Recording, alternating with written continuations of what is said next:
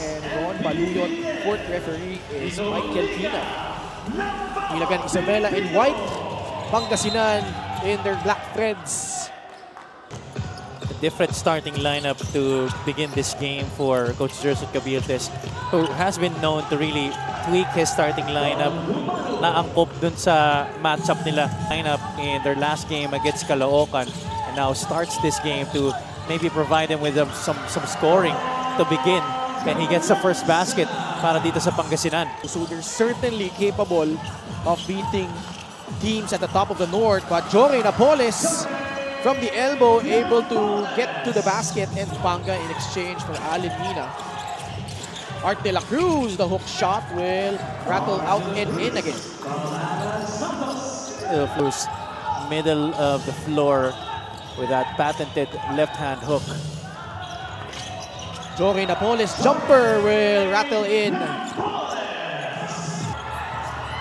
Pangasinan really active on the defensive end. Jory Napoles straight to the cup with a strong take, 2 points.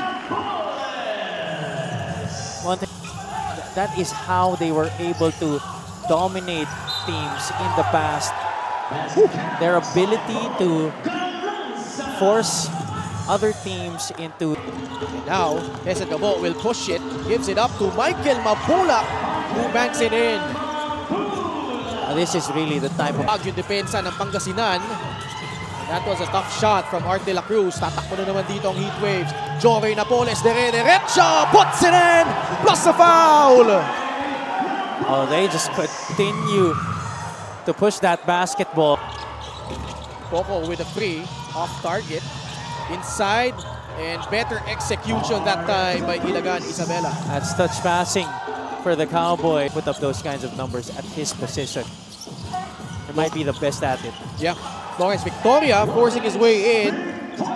Got up that tough shot left in the first. J-Boy. Now he attacks. One-hander is good for J-Boy Solis. Love that seal screen set by Mark Dyke. Coco Pinggoy, entry pass, papunta kay Mark Dyke, pinasa palabas. Miranda for free, something that they desperately need. Patient on, they move that basketball around and getting it to AJ Miranda. Hesed Gabo fading away, made it look easy.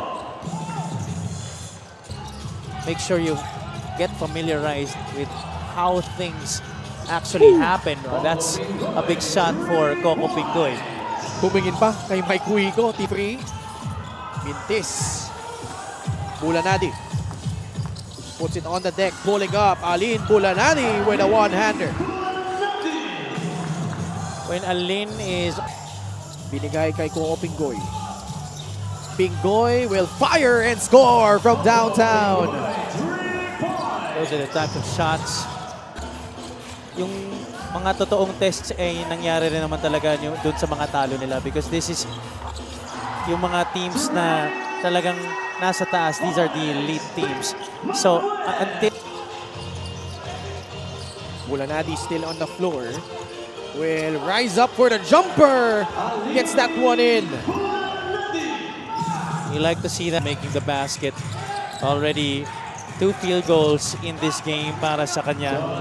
And that's the type of Bulanadi that you want coming in. Cuts it down, back to 12. Pagsanhan to Bulanadi. Skips it to Vic Manuel. He fires from free. It's good. Ball stolen away by Bulanadi.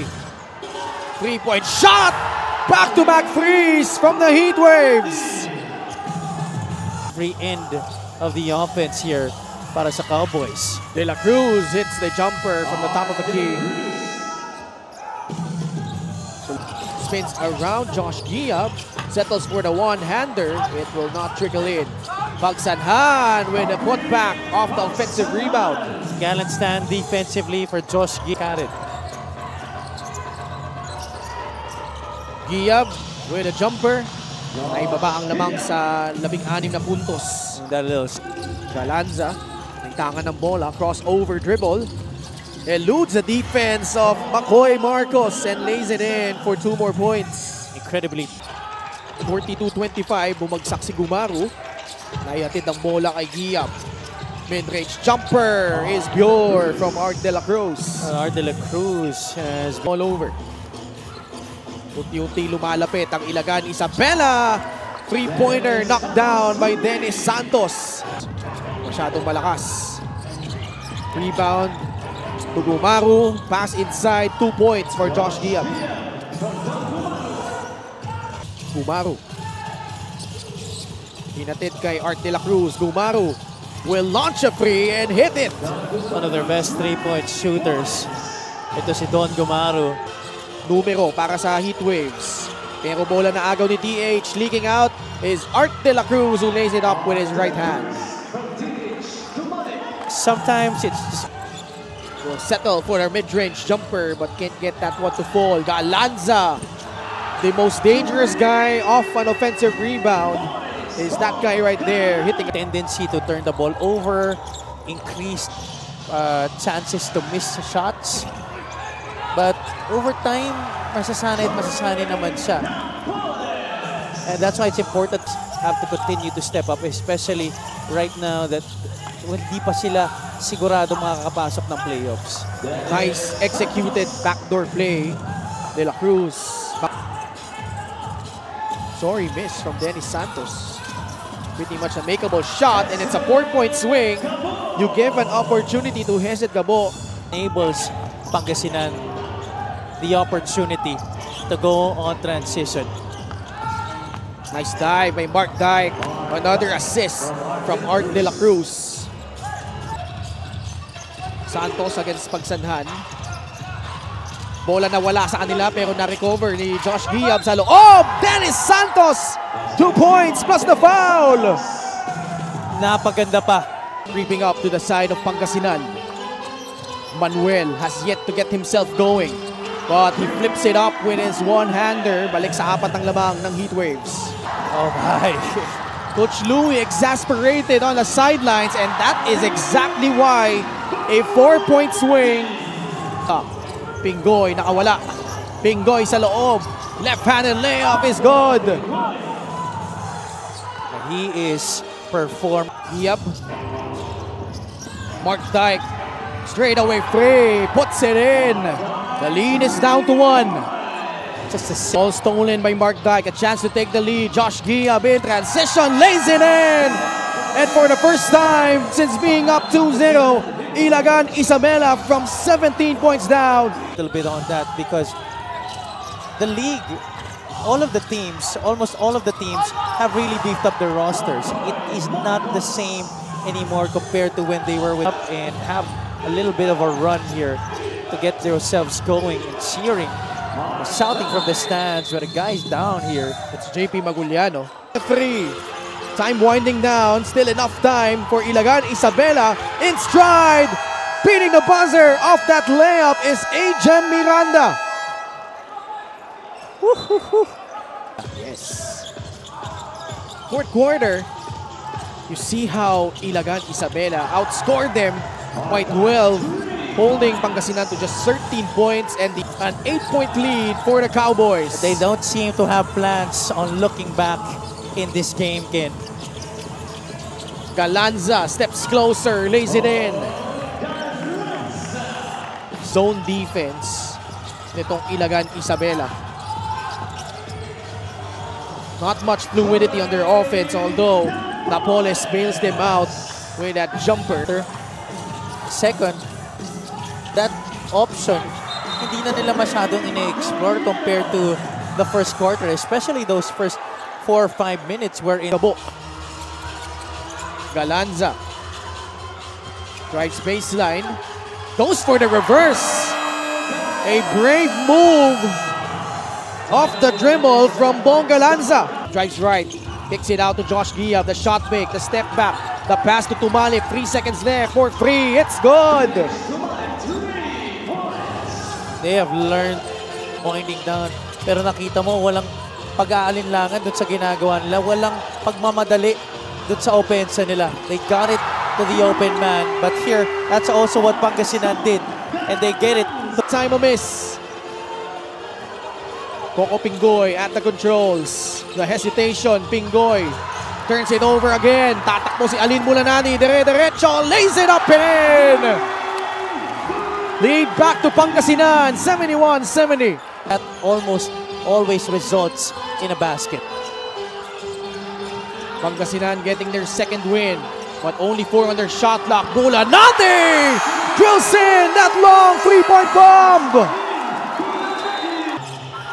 Mabulak forcing it up, got rejected by J-Boy Solis. Miranda in transition, sidestep, stumbling down but still managing to lay it up and in. Sub 74 apiece. Napoles misfires from the outside. He cuts. Nice pass from Mabulak. And Jory Napoles lays it in. Would have been a possession. Still a lot of time to play. Napoles attacks the defense of J-Boy Solis and he scores. Miranda quickly on the other side. Wild shot. No whistle. But Olegario comes away with a steal and backs it in. The lead is down to 2. What a big play for the Cowboys. De La Cruz for the lead. It's good! The Cowboys up 80-79. This Cruz. Ball stolen away by Pangasinan. Numbers here for the Heat Waves. Napoles got blocked. Maguliano there for the stick back. That is why it is so important. Solis to Olegario who tries another free. Flanks off the rim. Pagsanan saves it to Maguliano. Shot clock is off. Ilagan needs to foul and they do. Oh boy. What a crazy sequence.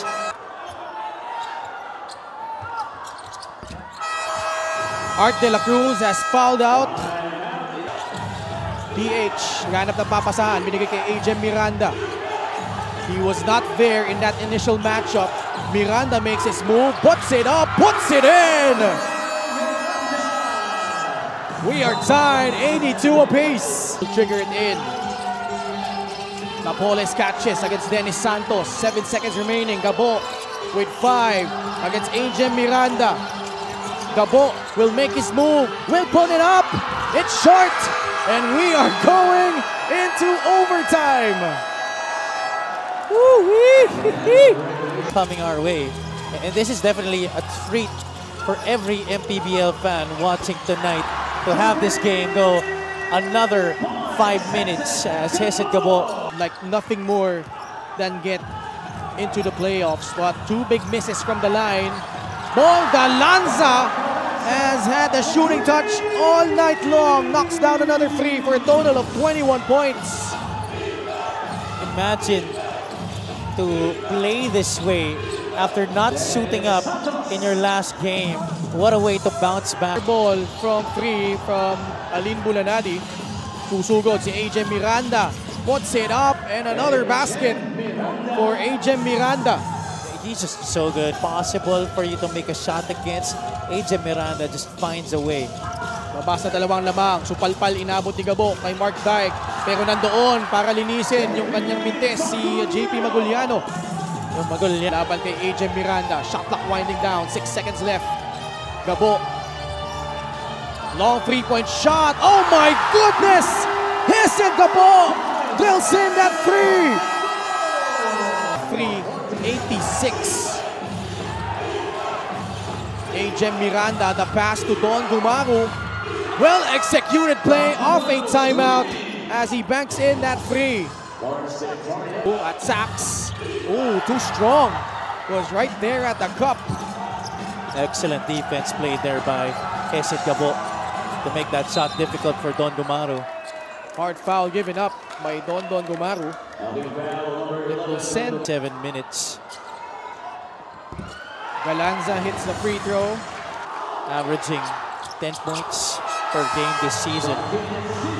It might even be the most important because some right leg doesn't look good at all. Parang tigas na ng calf muscle niya. Bumigay na. Pwede game between Ilagan, Isabela, and Pangasinan. Tumalip giving up the foul. Pangasinan Heat Waves. These are the moments that he loves, Ken. Yeah. Made him on his squads. One of the rare guys, 98-91. Miranda got blocked, and that's the ball game. Lucky for Ilagan Isabela, they will live to fight another day, but that's gonna be a knockout match going up against the surging One Bataan Risers. And 98-91 in overtime. And Heatwave secured the 7th seed